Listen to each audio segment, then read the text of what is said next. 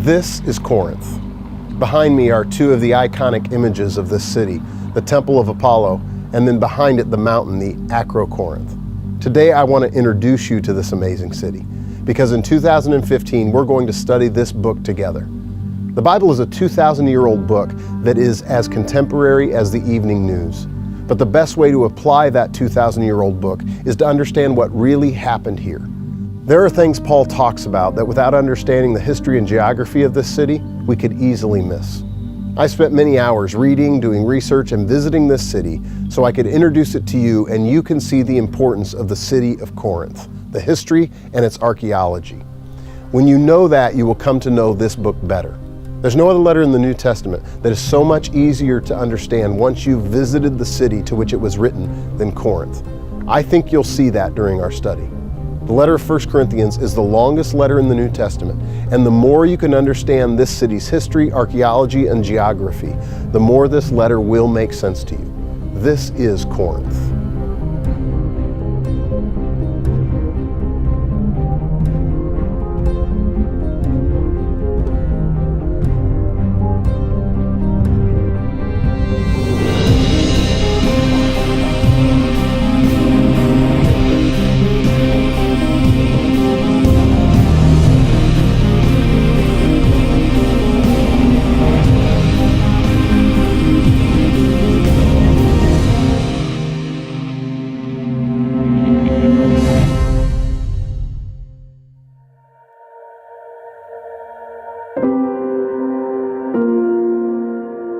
I have two goals today. First, I want to introduce you to this city and why this city was so important. Secondly, I want to talk about 4 significant archaeological finds that were discovered in this city or concerning this city. So to better understand the book, I want to help you understand what this city was like in Paul's day. When you understand this city, you'll understand the book of 1 Corinthians more clearly. Corinth was one of the greatest cities in the entire Roman world at the time. And there are 5 things that made it such a prominent, important city. First, its setting was ideal for defense. Now, we don't think about this much today, but the location of a city was crucially important. You wanted it to be defensible. And there are 2 keys to being able to defend your city from attack. First, be at a place with a high location so that everyone has an uphill climb to attack you. A city on a hill is defendable much more than a city in a valley or on a plain. Secondly, you need to have a good, clean water source. What you see behind me is one of the primary reasons that Corinth was founded here. It's called the Corinth, or Upper City.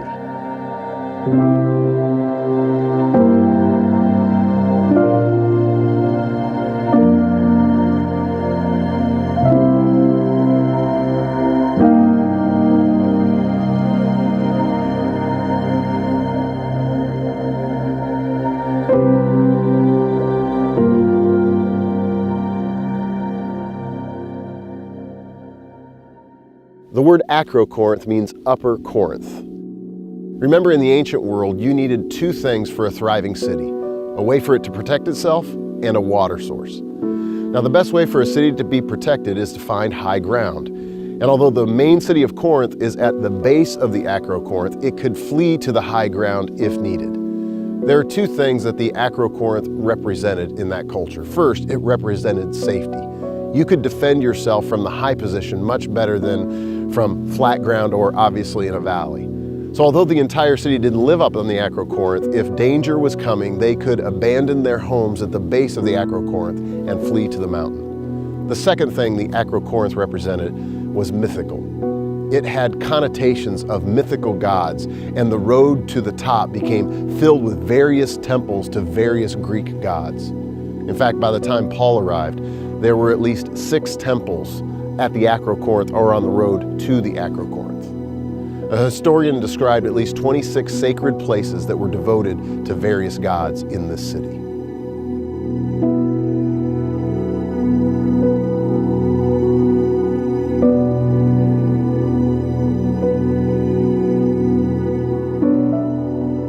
So I mentioned there are 2 things that a city needed for survival. 1 was it needed high ground for defense. We're on our way up to the top of the Acrocorinth. The second thing you need is clean water.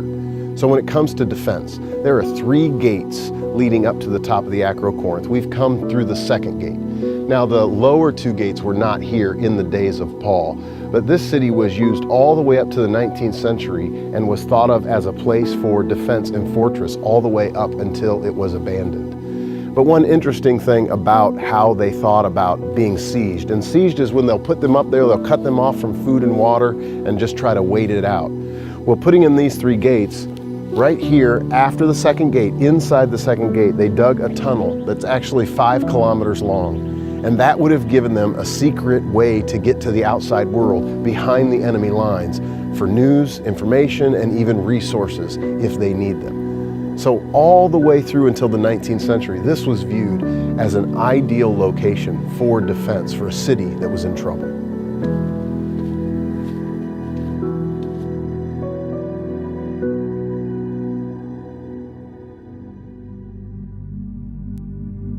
We are near the top of the Acrocorinth, which is 700 meters above sea level, and there is this spring.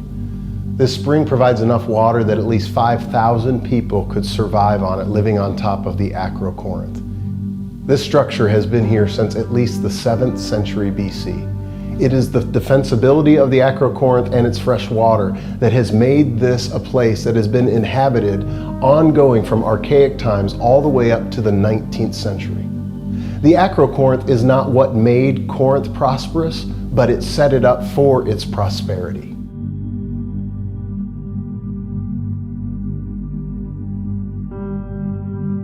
A second factor that made Corinth an important city was its geography. Its geography made it prosperous. But I'm not speaking of the geography of the Acrocorinth on which we stand now up in the clouds. To understand why Corinth was such an important city and a main center of trade in the Roman world, you have to understand its geography, specifically the isthmus. Where is Corinth? Corinth is in Greece. It's located at this narrow piece of land that connects the mainland of Greece from what is called the Peloponnese. In the north is the mainland, in the south, the Peloponnese. If you want to go from one to the other, you travel through Corinth. And this narrow piece of land on which Corinth is called an isthmus, or a land bridge.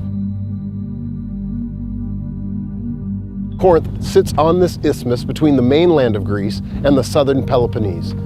Not only did controlling this location become important for trade inside of Greece, at the time it was part of the Roman territory called Achaia. But the ports on both sides of the isthmus became 2 of the busiest ports in the Roman world. On one side, the Gulf of Corinth. On the other, the Saronic Gulf of the Aegean Sea. This isthmus is about 4 miles wide, and the isthmus became critical in the ancient world. It became a primary point of traffic for ships traveling the Mediterranean Sea, particularly to Rome. Because of prevailing winds from the north and the currents, ships avoided traveling all the way around the Peloponnese Peninsula. It was at least 200 extra miles of sailing to go around the peninsula. But more importantly, it was dangerous. Shipwrecks were common, especially in the winter months. For ships heading to Rome, whether from Caesarea in Israel or Alexandria in Egypt, or even from Ephesus in Asia Minor, they had to choose between the danger and time of traveling south around the peninsula or the hard work of dragging the cargo and possibly the ship across the 4-mile isthmus. So how dangerous was it to sail south of the peninsula? The 1st century Roman geographer Strabo advised sailors if they sailed past the southern tip twice, they ought to forget their home. Which seems to indicate you may get lucky once to sail past without incident, but probably not twice. It may be an exaggeration, as Strabo was known to exaggerate, but certainly the point was it's dangerous to pass south of the peninsula. So what did they do?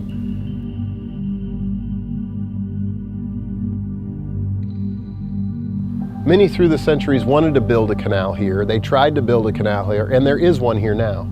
Julius Caesar, Alexander the Great, they both wanted to build a canal. Nero actually brought 6,000 prisoners here, Jewish prisoners, and he had a groundbreaking ceremony to begin the canal. But that was abandoned after his assassination a few months later. After many attempts, the canal was finally finished in 1893, 12 years after they began the work.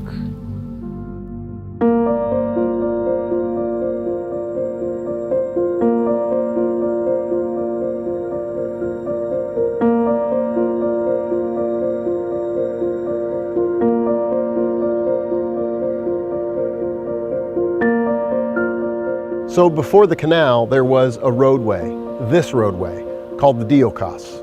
It's a paved road used to move cargo and smaller ships across the isthmus. The road itself originally was between 10 and 20 feet wide, and it spans the entire almost 4 miles from one port to the other. It was built using these large paving stones, and it had 2 grooves that are about 4 feet apart cut into the pavers that a wooden sled or a platform could run in. Smaller ships could be loaded onto the platform, but larger ships had to be unloaded first, and their cargo was transported across the isthmus on this road, and part of the crew and the ship made the hazardous voyage around the Peloponnese. And they would pick up their cargo and the rest of the crew on the other side. Or at times, they would have another ship ready at the other port to be used on the other side. And the ship would unload here, the cargo carried across, and it would be loaded onto another ship. That way, no ship had to sail around the Peloponnese Peninsula at all. That made Corinth one of the most important crossroads of the entire Roman world. And ships had to wait in line to get their cargo pulled across the isthmus. So people spent time waiting in line. And wherever you spend a lot of time, you spend money. And it made Corinth to have a very healthy economy. Whoever controlled this area, this isthmus, controlled overland commercial traffic through Greece, as well as between Italy and Asia and Egypt. Here's the point. This isthmus made Corinth a wealthy city, from charging port fees and having so many travelers in town. And with its wealth came a great influx of people from other areas, east and west. It became very cosmopolitan, a melting pot. Romans were here, and they were dominant politically. They were in charge, but they also brought their culture and their religions here with them. They were very secularized and liberal. There also were many Greeks. Of course, we're in Greece, but Greece is more of a culture at that time than a country. So Greek culture and philosophy, religion and art were very much part of the Corinthian culture. And of course, there were also Jews, as well as people from Asia and even Egypt. It was a large melting pot of various peoples, cultures, and religions, and all were welcomed here with open arms. It became a prominent city primarily for these first 2 reasons. Its location, it was defendable, and geographically, it was a port city where trade would make those who controlled this port very wealthy.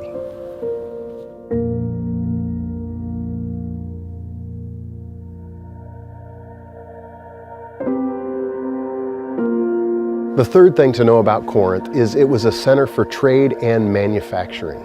Let's start with trade. Because the ships passing through and their cargo and the ships being passed over the isthmus, people would spend time here in Corinth. When they spent time here, they spent money here. So people would buy, sell, and trade. It also was a center for manufacturing. Corinth was known particularly for its bronze, its pottery, and its marble. It's bronze in particular. You can go through the Roman world and read of stories of Corinthian bronze. In fact, Josephus, the 1st century historian in Jerusalem, said that 2 of the pillars in Solomon's temple were made with Corinthian bronze. They had a way of manufacturing it that made it look like gold. It also had much pottery and marble. I'm standing in the Agora. It's the public square. It's the center for political and religious life of the community. And it's covered in marble, and this is where people would come on a regular basis for issues of politics, religion, and for purchasing.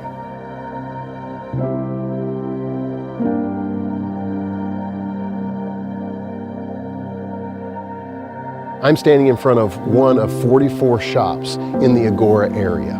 They're all very similarly sized. Each shop was roughly 9 to 12 feet wide, 12 feet deep, and 13 feet high. There's a single doorway to the shop about 7.5 feet wide, which would give light into the shop. Many shops would have lofts built above the workspace, and they would use a ladder to get up and down from the loft. In the loft is where many of the shop owners actually lived. The workmen would have slept on the floor of the shop at night. Now, beyond the Agora, there were other shops located nearby.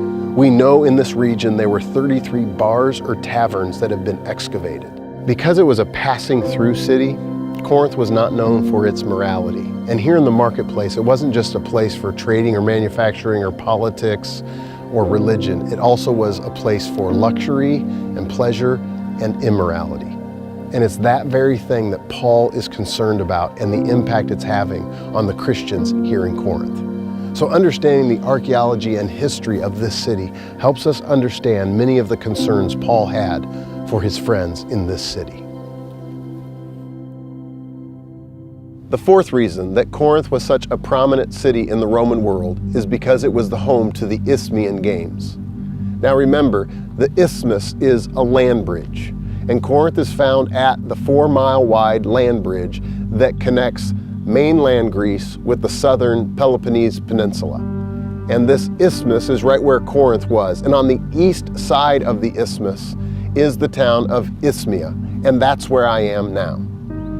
In the Greek world, the most prominent athletic event was the Olympic Games. The second most prominent event is the Isthmian Games, and that's where we are now. The Isthmian Games took place every other year. Now, excavations have found a stadium, a sanctuary, a theater, and even a hippodrome. I'm sitting at the starting gate. This is where the races would take place at the stadium. It's actually the only remains of the stadium. This stadium was before Paul's day, actually, about 5.5 centuries before Paul was here. This hole in which my feet were, this is where the starter would stand. And there would be wires that would run down each of these lines. The wires would be under these loops, and it would be attached to the starting gate and a piece of wood. And at the right moment, at the start of the race, the starter would pull on all the wires, the wood would drop, and that would begin the race. Now, every athlete in the Isthmian Games took an oath that they would abide by the rules of the games, and if they didn't, they would be disqualified. Paul refers to that in 1 Corinthians chapter 9.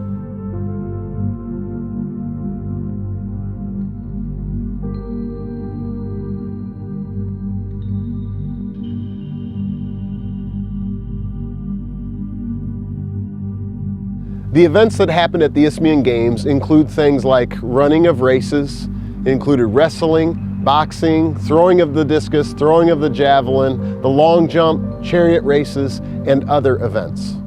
Now, this is not the stadium where Paul would watch the Isthmian Games. That's over the hill, but it's currently being excavated. Not far from here is another stadium from Paul's day that we can see what those stadiums looked like during the time of the Isthmian Games. Now, what's interesting about being here in Isthmia when it comes to the story of Paul in 1 Corinthians is that Paul by trade was a tent maker. And in the region of Isthmia, there was not permanent housing, which means every other year when the Isthmian Games took place, all the athletes needed accommodations. All of the spectators needed accommodations. All of the representatives from the Greek states that came to watch their athletes participate in the games needed accommodations. And where would they stay? In tents. So certainly when Paul was here in the summer of 51 AD during the Isthmian Games, he not only stayed in a tent, but he would have worked here to make and repair tents for the participants and for the spectators and the official representatives for the Isthmian Games. Certainly not far from here, Paul would have sat and watched the Isthmian Games take place. The fifth reason that Corinth was such a cosmopolitan and important city was because it was a destination for religious pilgrims. There are many religious sites that have been discovered here in Corinth. There were probably about 36 of them in Paul's day. A 2nd century historian, Pausanias, when you read what he wrote about Corinth at the time, it reads like a tour book of monumental pagan sacred sites. I'm standing at the most famous, the Temple of Aphrodite. She's the goddess of love, and Aphrodite became synonymous with the city of Corinth. The Temple of Aphrodite is at the top of the Acro Corinth. It was quite a climb to come all the way up here. But this became one of the most popular destinations when people would come to visit Corinth, because you'd come up here to worship Aphrodite, which means you involve yourself in sexual pleasures with the prostitutes here. Strabo, an historian who is known for some exaggeration, claims that there were up to 1,000 temple prostitutes working this area, male and female. And the prostitutes would be involved in their activities of worship, sexual worship during the day, And some believe that at night they would take the pathway down the mountain into the city of Corinth and involve themselves in prostitution there in the city, or for those who weren't able to make it up to the Acro-Corinth. This is the most famous temple in Corinth, the second being the Temple of Apollo. But this area is filled with temples, and it's no wonder that Paul brings up the topic of temples so much in the book of 1 Corinthians.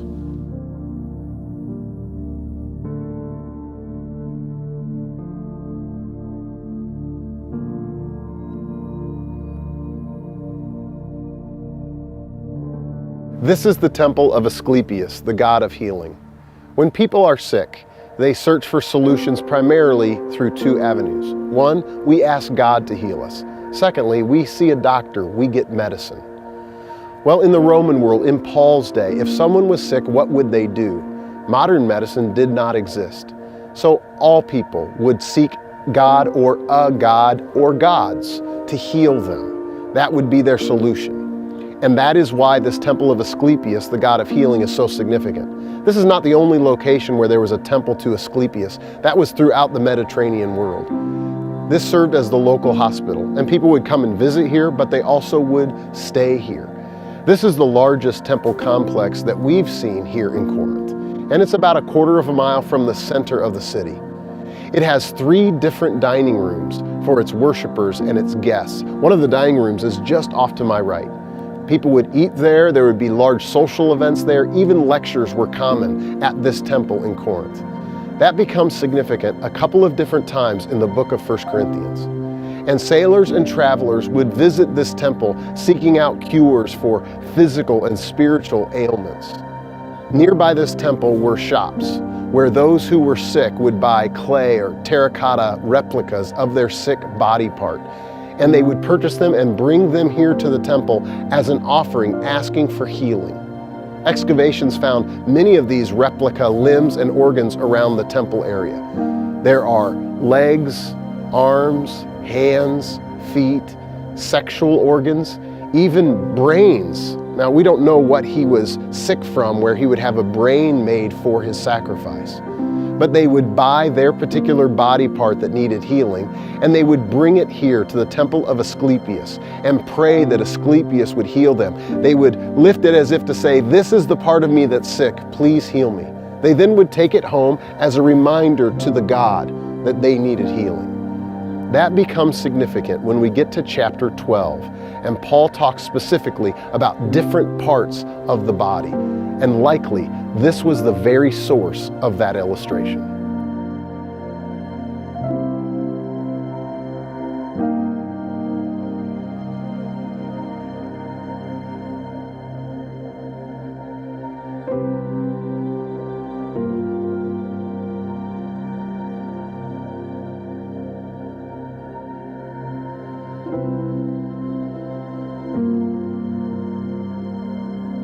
I'm standing in a cave in the temple of Asclepius.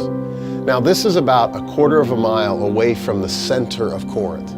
And the most significant temples were typically in the center of town. So why is this a quarter mile away? Well, the reason would be this. This is the spring that's found here inside the temple grounds of the temple of Asclepius. Asclepius was the god of healing. So wherever there was a temple of Asclepius, and there's not just one in Corinth, there were many in the Mediterranean world, that's where the hospital was for people. They'd go there seeking for healing. And if this served as a hospital, they needed fresh water for the patients and those who worked with the patients here in the temple of Asclepius. Behind me is the famous temple of Apollo. It had 38 pillars, 7 of which are still standing. Each pillar is 6 foot in diameter and 24 feet tall. The temple was destroyed in 146 BC, but was rebuilt by Roman colonists 44 years before the coming of Christ. Now, after it was rebuilt, even when Corinth was conquered and destroyed, that temple was never destroyed again because it was so impressive. What finally took the temple down was an earthquake.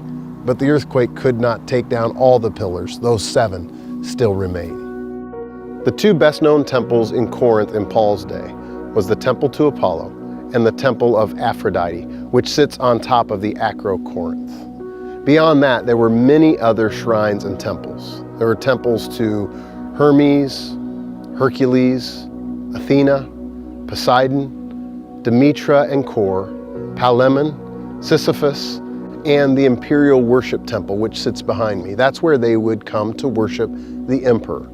These have been discovered in Corinth. In all, there were 26 different shrines or temples to various gods in Corinth. And of course, there's a whole different religious group, the Jews, as we found the synagogue that was here in Corinth.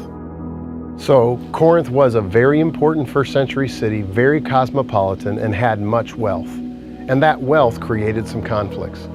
Because the wealth wasn't something they were born with, they earned it. And that separated the classes in ways that weren't common in the first century. If you were born into wealth or born poor, the divisions were that way all of your life. But in this city, people actually became rich, and it caused divisions in the culture and the church. So Corinth was an important city, a cosmopolitan city, and a wealthy city, primarily for 5 reasons. 1, it was ideal for defense. That established the city. 2nd, its geography made it prosperous because of the isthmus.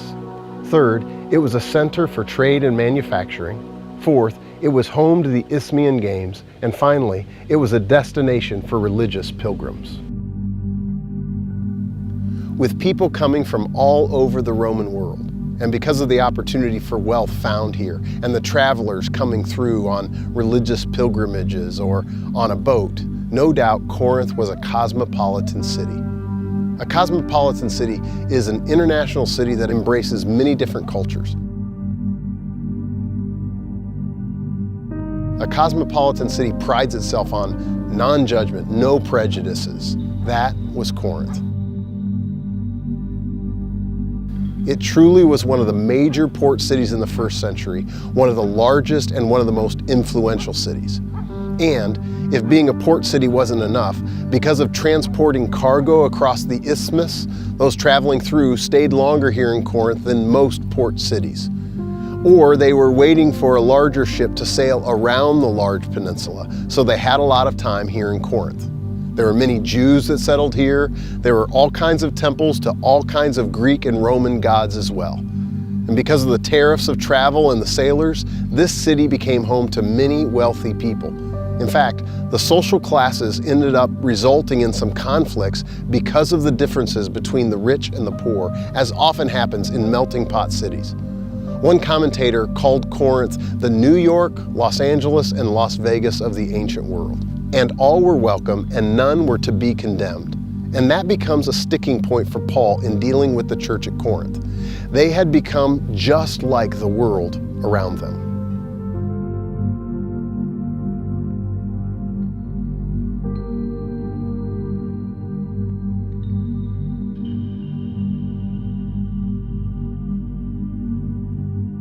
Corinth became known for its immorality. It seems that many of the temples had sexual practices as part of their worship.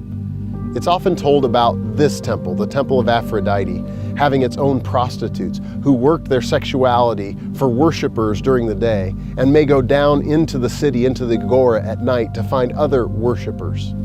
Immorality was such a part of this culture that a Greek word became created to Corinthianize, which simply meant to practice sexual immorality. This was a sexually perverse city, and it became acceptable to people in the city and those who traveled here. Most large commercial cities have a lot of sexual immorality, and one of the reasons for that is its anonymity. In fact, today, if you fly into large cities, you often see strip clubs near airports. Why is that?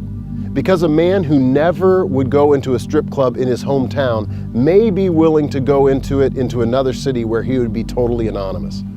So because of the nature of Corinth being a port city where people were traveling through and a cosmopolitan city where such practices were acceptable, it was a very immoral city, and it became synonymous with immorality. Kind of like Las Vegas is to us. You know the phrase, what happens in Vegas stays in Vegas. No one says that about Disney, right? What happens in Disney stays in Disney? I don't think so. Corinth was cosmopolitan, full of immorality, because no one was going to judge you for what you practiced. And it was full of religious pluralism. Worshiping God, that's fine. Just don't demand exclusivity. We all have gods. You worship whoever you want, you go to whatever temple you want to go to. And for the sexually perverted in Corinth, the advantage of worshiping at the temple of Aphrodite, as well as some other temples, is that it included sex with female prostitutes, or male prostitutes if that's your choice. And in Corinth, immorality and religious pluralism went together, and it even impacted the Christians here in Corinth. And Christians were struggling to live out the reality of their faith. That is what made Corinth significant, and it made Corinth a very cosmopolitan and sinful city.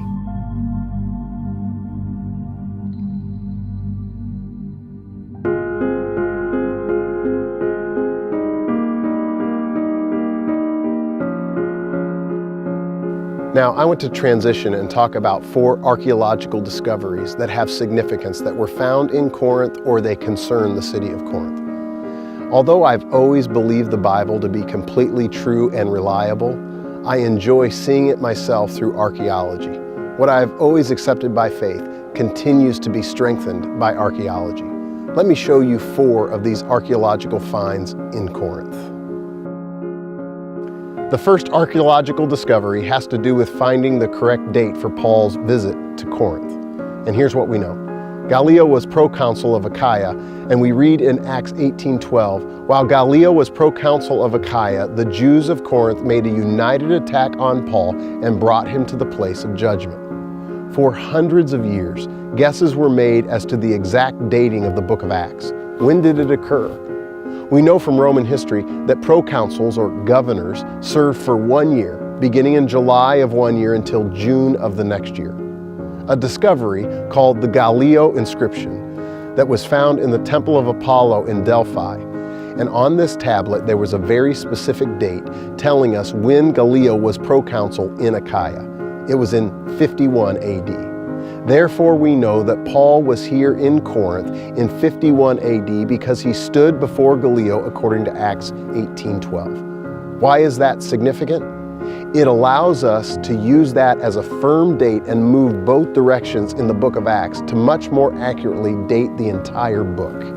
That single discovery, the Gallio inscription, because of an event that happened here in Corinth, allows us to be much more accurate in our dating of the entire book of Acts. A second archaeological discovery has to do with the synagogue. At least 5 different authors mention a synagogue in Corinth. 2 biblical writers mention there's a synagogue in Corinth, Luke and Paul. But 3 non-biblical writers mention that there were many Jews living in Corinth in the 1st century. Philo, Justin, and Josephus all talk about or refer to a thriving Jewish community here in Corinth. So we see it in writing in the Bible, but do we see it in archaeology? Were there really many Jews in this city? Is there anything that proves what Luke and Paul had said, that there was a synagogue here in Corinth? Archaeologists discovered something right near here. I'm standing just beside Lachian Road. This road was the main road out of Corinth to the port of Corinth, so it was a very busy road, likely the busiest road in Corinth. The road was 40 feet wide and had sidewalks and drainage channels. The road was lined with statues. This road went straight to the Agora, the public square. And along this very road, archaeologists discovered this lintel. It says, Synagogue of the Hebrews. A lintel is what would be above a large doorway like a header. It was found on this road in a secondary use, in other words, after the synagogue had been destroyed. And because of its size, it wouldn't have been moved very far.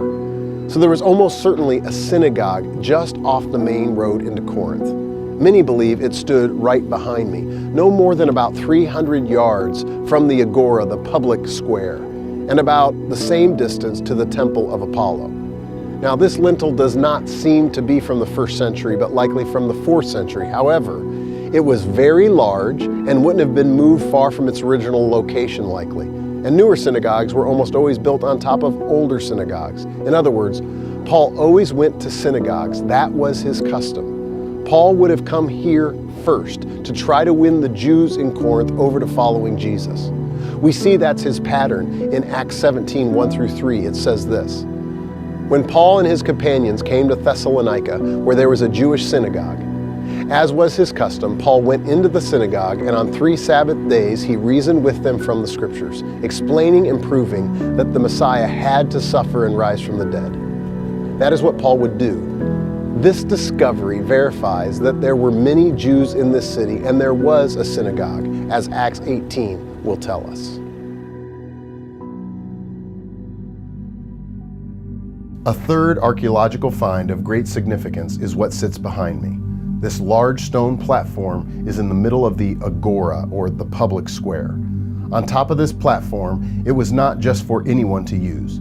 It was reserved for the highest sitting Roman official in Corinth at the time. It was used primarily for 3 things: observation, commendation, and condemnation. The name of that stone platform is Bema.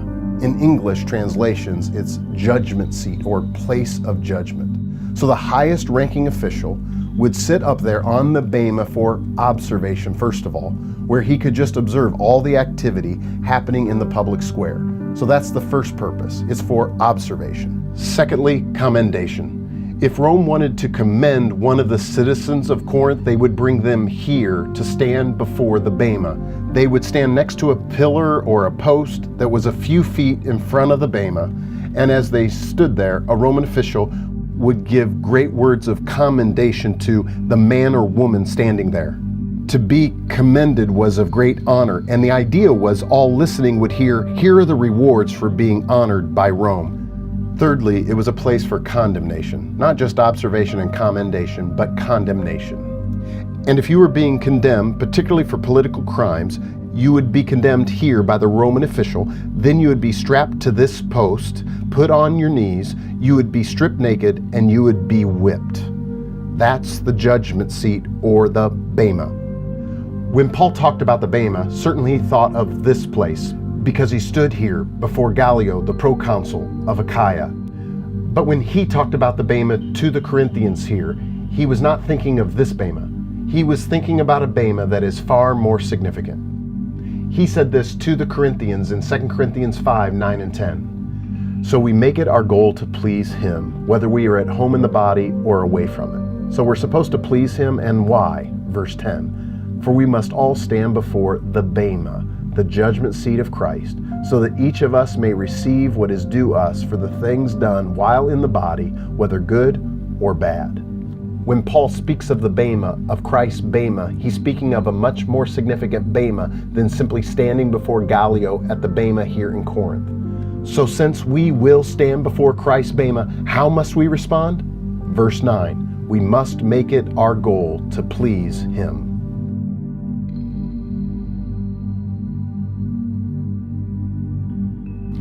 Let me mention one more piece of archaeology that is very significant. In fact, this is the most significant finding from here in Corinth. The Bible mentions a man named Erastus 3 times. He was mentioned by Paul in Acts 19:22 during his second missionary journey. It says that Erastus was a servant or helper of Paul's. In the book of Romans, Paul conveys his greetings to the Roman church from several people. Paul wrote Romans from here in Corinth, and one of those people that sent greetings was Erastus. Romans 16:23 says, Erastus, who is the city's director of public works, and our brother Quartus send you their greetings. Paul also refers to Erastus in 2 Timothy when he says that Erastus stayed here in Corinth while others left. Now here's what's important about this. In the 19th century, liberal scholars doubted the words of Paul and Luke in Acts and 2 Timothy and Romans, and here's why. There's 2 main reasons. First, Paul says that Erastus is a city official, in fact, the city treasurer. And in Acts 19, Luke says that Erastus was Paul's servant or helper. 19th century liberal Bible scholars said this: there is no way a wealthy treasurer would serve a poor itinerant preacher like Paul. They believed Paul was making it up, or Luke made it up to give Paul and Christianity credibility. Why did they assume Erastus was wealthy? Well, in the Roman world, a treasurer was chosen because they were wealthy, and they had to prove their wealth. Typically, they proved it by giving a gift to the city that they were chosen to serve. Why is it important that the treasurer be wealthy? Well, the thinking was this. First, only a wealthy person would know how to handle the money of the city. And second, a wealthy person wouldn't misuse or steal the city's money because he didn't need it. A treasurer would commonly give a gift also of thanks to the city after he resigned from his position as treasurer, as a way to thank the city for letting him be the treasurer. So the treasurer of Corinth would be one of the richest people in one of the richest cities in the first century. And Luke and Paul are claiming that he was a servant or helper of Paul's? Come on, no way, the liberal scholars would say. He made that up to give himself and Christianity some credibility. They also had this second piece of evidence, his name, Erastus. The name comes from eros, erotic. It would mean like the sexy man, almost like a nickname. Now, that would be a very unique name, but who would give their son the name Erastus, like a sex symbol or the sexy one? So the liberal scholar said it was a fictitious name that Paul gave so that any treasurer could imagine that Paul perhaps was using him as an example. He's the handsome one, he's the sexy one. Those were their two reasons. One, a rich man serving Paul? No way. And a man actually with the name Erastus? No, that would be a made-up name, a fictional name, or a nickname. Certainly Paul was simply trying to make Christianity sound like it was making an impact in the culture, but it wasn't. And Christians really couldn't argue in the 19th century. There was no proof that Erastus actually existed, and frankly, the arguments that the liberal scholars were bringing made sense. So what could Christians really say except, we believe this really happened? And then, this was discovered. This is on a road to the theater. It was a wide paved road that's still not fully excavated, and until a few years ago, the public didn't even have access to this place. The inscription says this, Erastus, and it's missing the E, then pro, in return for, or in response to, or in gratitude for his aedileship or his government position as treasurer. And then it says SP, which is Latin abbreviation meaning at his own expense, paved, or he laid the pavement. This was carved into the limestone on the road and was covered in bronze. Now, this isn't the only archaeological find that supports the details of Paul's letters, but it's probably the most significant. And it was a huge find during the 20th century. With almost full certainty, this is the Erastus mentioned in the New Testament 3 different times. He was a believer, he was a government worker here in Corinth, just as Paul and Luke had said he was. The higher critics claim that Paul and Luke falsified this to make Christianity more credible. And by God's grace and God's gift, this inscription was found. It reminds me of the passage of Scripture where it says, "Let God be true and every man a liar." This inscription also says that here is a man of high position and high wealth and high esteem who was a devoted follower of Jesus. And that did give credibility to Christianity among the wealthier of Corinth that existed here and other places in early Christianity. It's an amazing find.